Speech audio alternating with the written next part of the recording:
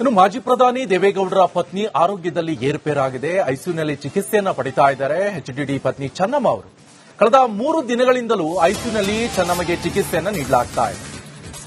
ಸದ್ಯ ತಾಯಿಯನ್ನ ನೋಡಲು ಪುತ್ರ ಎಚ್.ಡಿ. ಕುಮಾರಸ್ವಾಮಿ ಬಂದಿದ್ದಾರೆ ಆಸ್ಪತ್ರೆಗೆ. ವಯೋಸಹಜ ಕಾಯಿಲೆಯಿಂದ ಬಳಲ್ತಾ ಇರುವಂತಹ ಚೆನ್ನಮ್ಮ ಐಸಿಯುನಲ್ಲಿ ಚಿಕಿತ್ಸೆಯನ್ನ ಪಡಿತಾ ಇದ್ದಾರೆ. ಕೇಂದ್ರ ಸಚಿವರಾದಂತಹ ಕುಮಾರಸ್ವಾಮಿ ತಾಯಿಯನ್ನ ನೋಡಲು ಈಗ ಹಾಸ್ಪಿಟಲ್ಗೆ ಬಂದಿದ್ರು ಅಂತ ಗೊತ್ತಾಗ್ತಾ ಇದೆ. ಇವಾಗ ಮಾಹಿತಿ ಕೊಡ್ತಾರೆ ನನ್ನ ಕಲೀಗ್ ದೀಪ್ತಿ ತೋಳ್ಪಾಡಿ. ಫೋನ್ ಸಂಪರ್ಕದಲ್ಲಿ ಜಾಯ್ನ್ ಆಗ್ತಿದ್ದಾರೆ. ದೀಪ್ತಿ, ಸದ್ಯ ಅವರ ಆರೋಗ್ಯ ಪರಿಸ್ಥಿತಿ ಹೇಗಿದೆ?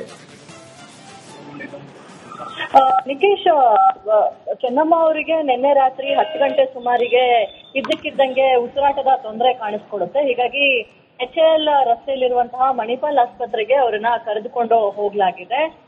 ಇದೀಗ 3-4 ವೈದ್ಯರ ತಂಡದಿಂದ ನಿರಂತರವಾಗಿ ಚೆನ್ನಮ್ಮ ಅವರ ಆರೋಗ್ಯ ವಿಚಾರಣೆಯನ್ನ ಜೊತೆಗೆ ಚಿಕಿತ್ಸೆಯನ್ನ ಕೊಡ್ಲಾಗ್ತಾ ಇದೆ. ವಯೋಸಹಜ ಕಾಯಿಲೆ ಅಂತಾನೂ ಕೂಡ ಮೂಲಗಳಿಂದ ಮಾಹಿತಿ ಸಿಗ್ತಾ ಇದೆ.